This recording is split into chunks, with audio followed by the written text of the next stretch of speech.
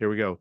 Sonoma County has a world-class jazz music organization, Healdsburg Jazz. It's a year-round performance and music education nonprofit. Marcus Shelby is my guest. Besides being an accomplished musician, composer, and educator, he is the artistic director of Healdsburg Jazz. Welcome, Marcus. Hello, good to be Thanks. here.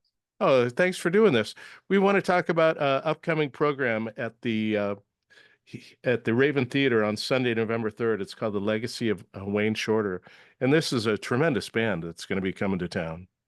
Yes, this is oh man, you know, our organization has been around now for as we're going on our 26th year, 27th year actually. Is that right? Oh my goodness. 1999. And so yeah, so our 26th year. And so so much of the artists that we bring come usually during our summer festival that we're able to bring that are international or national traveling touring artists, some legendary. You know, that's when we're able to kind of really have a festival of that stature. So this is something that we've been building towards, which is year-round programming, concerts outside of our summer festival. Even this year, we're launching our first winter festival, which is going to be January 30th to February 2nd, 2025. But this concert that we're doing on Sunday, November 3rd, is an example of how we're expanding to year-round programming and bringing in some of the best and top names in our art form. And the players coming in now, Brian Blade, Danilo Perez, John Patitucci, and Mark Turner doing the music of Wayne Shorter. Is this a one and done show for them, or are they taking the Wayne Shorter program on tour? Well, this is the most authentic version of the Wayne Shorter quartet, his final sort of artistic vehicle that he started in 2000. You know, so Brian Blade and Danilo Perez and John Patitucci, they all joined Wayne Shorter in the year 2000 and toured and traveled and recorded with him up until his death. And so the special guest is Mark Turner, one of our great tenor players of our time period now, who will be in the Wayne Shorter chair. So no, they're also performing in other venues. I know they're in Stanford this week. I think they may even be at SF Jazz. And so we're very lucky to be able to reroute them up to Healdsburg for Sunday, November 3rd. So we're excited about that. Yeah. Now, personally, have you played with these guys? You know, I played with Brian Blade a long time ago when he was first coming out, but I've never played with Danilo Perez. I've never played with Mark Turner.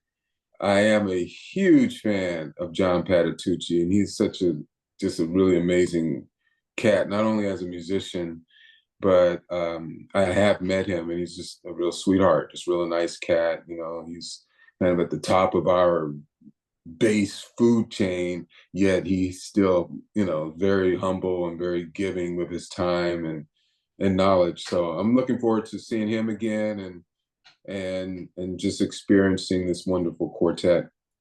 It's a really great group, and I've seen Brian Blade many times. He's fun to watch.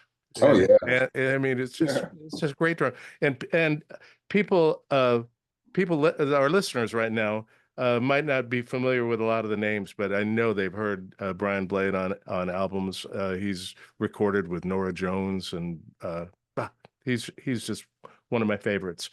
Can you talk a little bit about Wayne Shorter and his contribution as a composer and jazz icon, of course? Yeah, you know, I mean, Wayne Shorter, you know, the good thing about Wayne Shorter is he's well documented, and he was a part of many different associations and groups, but I would say there's four, that I would say that you can just really kind of capture his career and his essence.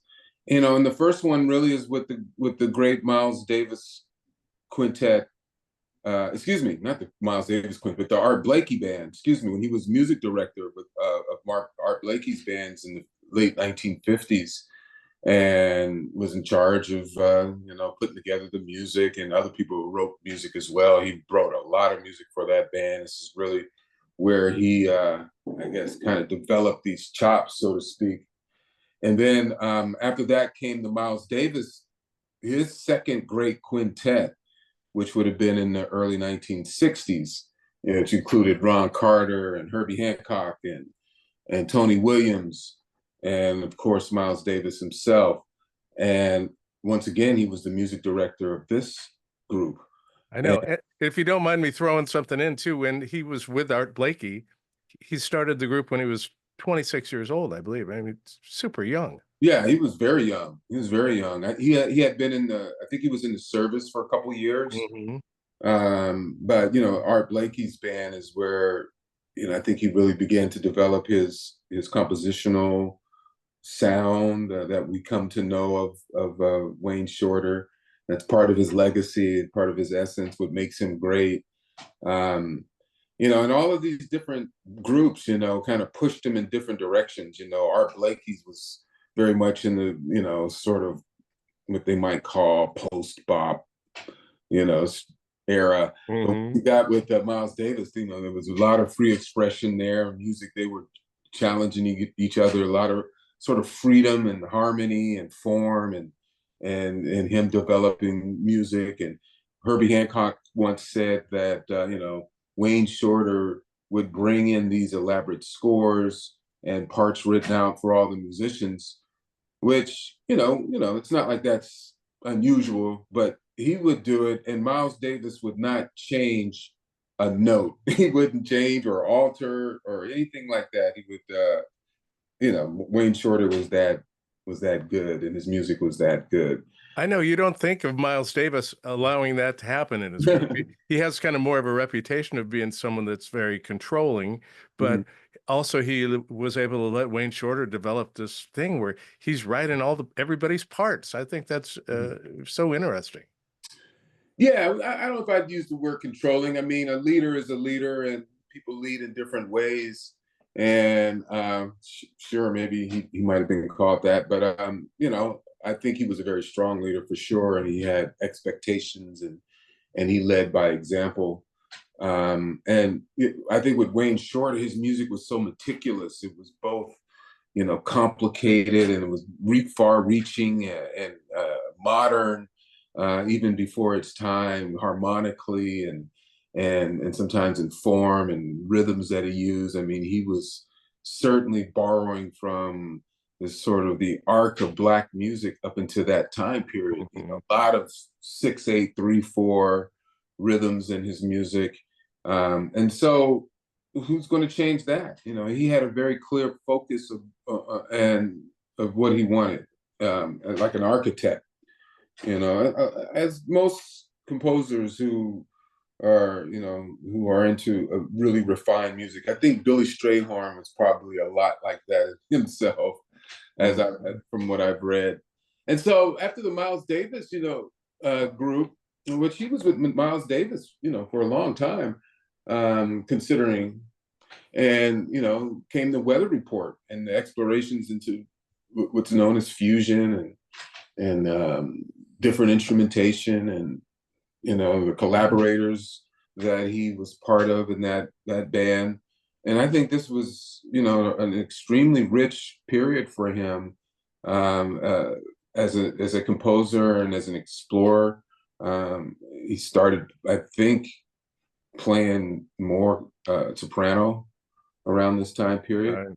and and then sort of following how music was evolving, early 70s and all through the 80s. And so, and then, he worked with everybody worked with him. I mean, he was, that type of artist. But his last quartet, of which we have the great honor of presenting, of course, without him, would be Patitucci and Brian Blade and Danilo Perez. And so no one knows his music better than that group. Right. Uh, and so I'm not exactly sure what their set list is going to be. I'm going to try to find out beforehand, but You know, you can expect probably a far range of different things, like I've kind of explained over this almost 70-year period of Wayne Shorter, 60 plus years of his career. Right. We're talking with Marcus Selby, everybody. He's the artistic director of Healdsburg Jazz, and we're very excited about the concert coming up on Sunday, November 3rd at the Raven Theater in Healdsburg. It's the legacy of Wayne Shorter.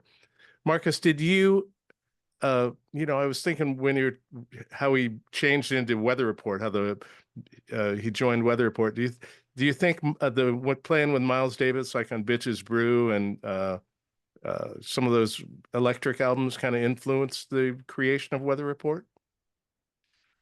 My guess would be yes. I mean, why not? I think they were all influencing each other, and music was not only just influenced by, what was happening in that so-called jazz world, but they were influenced by what was happening in rock and roll, James Brown, and other forms. And so, any musician that had his ear or him or her had their ear open, was trying to find many different ways and sounds that included the exploration of how new instrumentation was being used and all of that. So my guess is yes. I mean, I don't know. I mean, I'm a student, and I try to read and try to put things together, but my guess would be absolutely influenced by that. Yes. I would guess yes too. I'm with you on that one. Now, how about your music, Mhm. Marcus? You mind talking about what you're up to musically these days?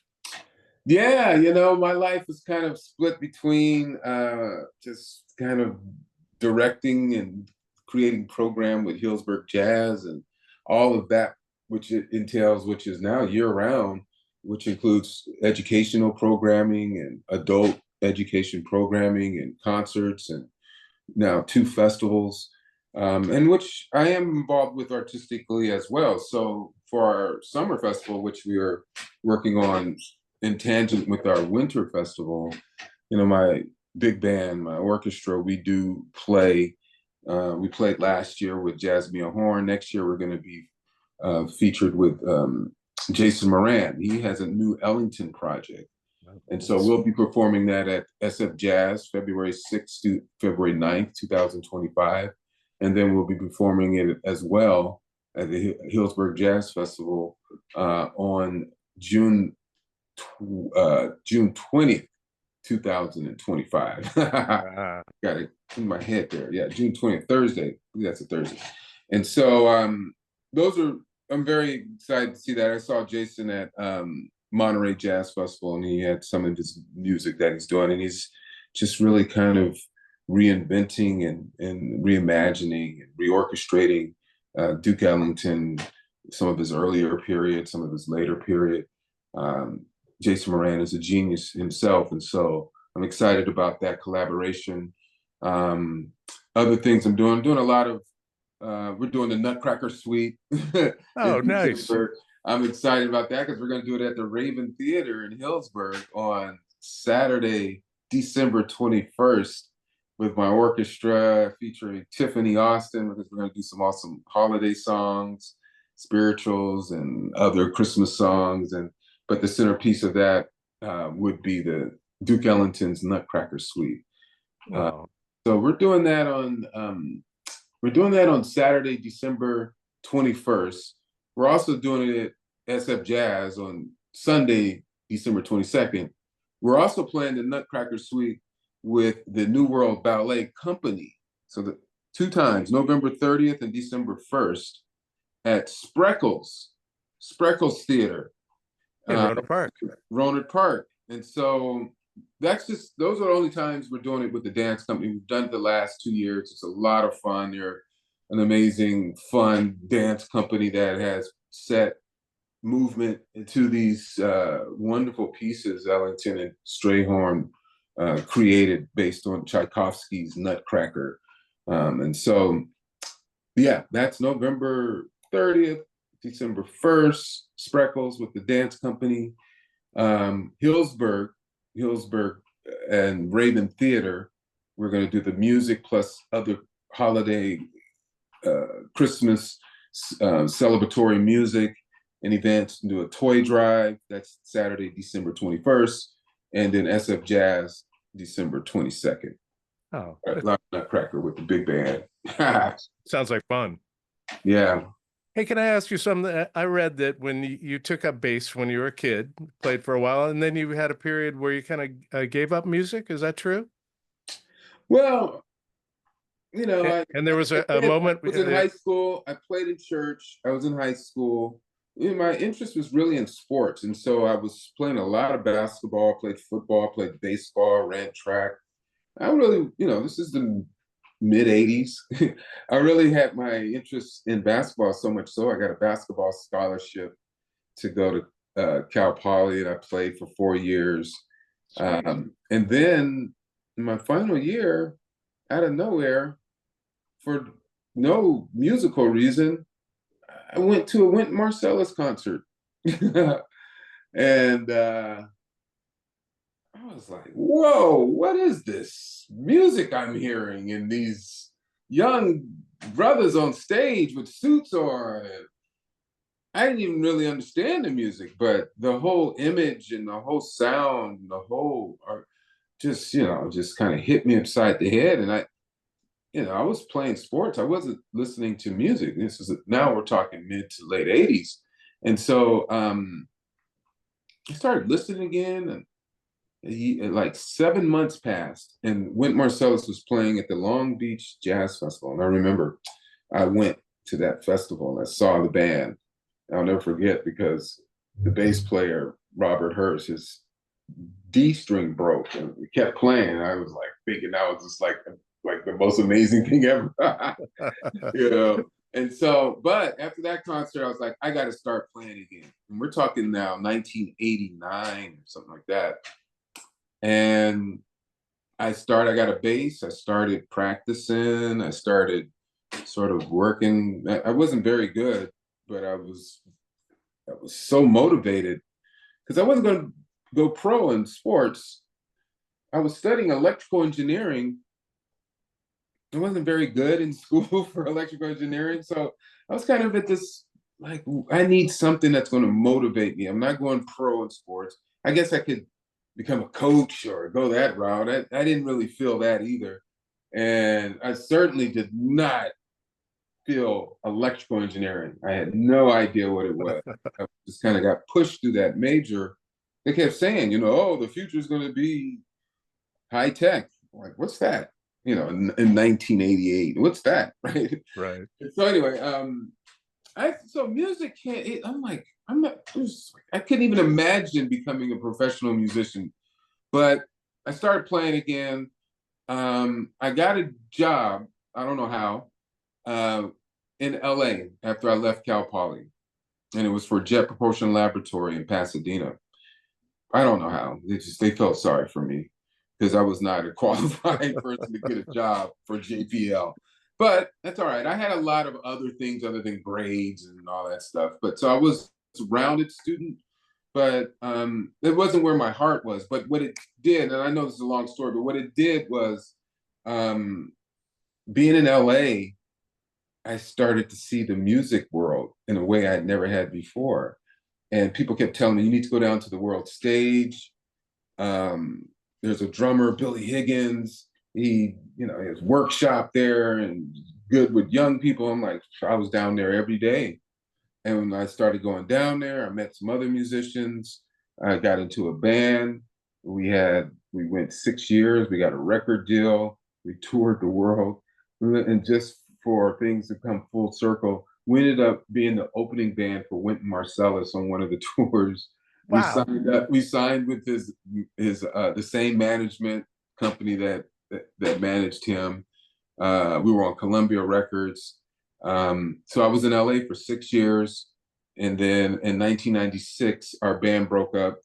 We did 4 records. It was fine, but we kind of ran into our ceiling. A couple of the guys moved to New York. I moved to San Francisco, and I started playing with a lot of different artists like Miss Faye Carroll, LeVay Smith, Lettucey. I started doing arrangements for her. So, and through all of that experience, I got to know Wynton Marsalis, and so that's been kind of my story of how I'm just one of, I believe, many other artists who were inspired by sort of, his message early on. Some people, you know, for me it was everything, because it was art, culture, and just striving for excellence. Yeah, I love that story. I ask people that all the time, and I don't interview as many jazz people as I do like people that are into rock. So your story is kind of the jazz artist version of people seeing the Beatles on Ed Sullivan and then grabbing a guitar, It's, yeah. you know, Well, I got to tell you one more little thing, because all of this is full circle in Hillsburg. In the 80s, when I was in high school, our coach used to bring us to Hillsburg High um, for a basketball, what do you call it, like competition. right, And camp or so, well, it was like, I can't remember if it was during the winter, but tournament. yeah, tournament for 2 years. We get in this camper, we leave. I was in North Highlands in Sacramento, at a school with a bunch of kids. We never went anywhere. It was like low middle income. Some kids were part of the military, whatnot. It's like my family, but we never left. So this was like a fun trip when you were a junior and senior, and we came to Hillsburg, and the people of Hillsburg would put us up in their homes. We do this basketball tournament for like 2 days. And then we go back, and these people were so kind. They didn't have to do this. There was like maybe 15 of us, all like, I think there was like 14 black kids, one white kid, and they just opened up their homes, man. And I never thought I'd ever come back to Hillsburg, mind you. And then, like, wow. And then I think 2010, 11 is when Jessica Felix, the former artistic director and founder of Hillsburg, invited me to come up and start from San Francisco to do programming in their education. I'm like, sure. I didn't even remember Hillsburg. And then I went there, and now I've been working there now since then. I've been the artistic director. I'm going on my 5th year. And I spoke at the Rotary Club up there, and I was like, 40 years ago, I came up here with my high school basketball team, and I will never forget this town. Y'all opened up your homes, and there was someone there who had hosted me 40 years ago. That's awesome. So anyway, it's something No, that is a great story. that adds purpose to what we're doing, what I'm doing in Hillsburg. That's all. Hey, can I ask you a quick question before we Yeah. go? What does the word jazz mean to you? Oh man, that's not a quick question. I'm afraid, my friend. I Because have I'm kind of, I think it doesn't mean much, actually. I have to just sort of lay that out there in the most honest way, because I don't know if it means anything to anybody. What is jazz? What people think jazz is really this art form called the blues. When you talk about how it's the language of what we think of as jazz, the culture of what it comes from. It is a Black American music art form. Some people may refer to it as that. Jazz is something that was created by marketing and sales of record label people to try to sell the music, because it really doesn't have anything to do with the origins or the culture of the music.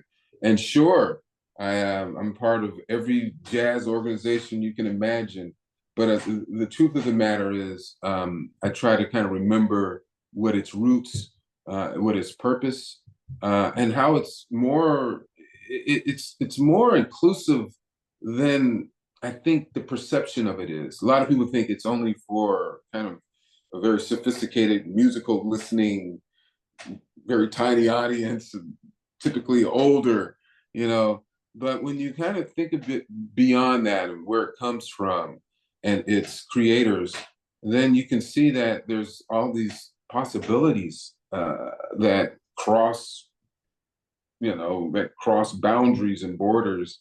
And we see that naturally, because now it's like the NBA or like Major League Baseball. It's very international, more so than it was before. That's where the power lies. And so I don't get caught up in the word jazz so much. Well, you Uh, know, the reason I asked you, Mark, is while I was reading about Wayne Shorter today, ah, someone asked him what the word jazz meant, and mhm. he said it means I dare you. Is that Well, awesome?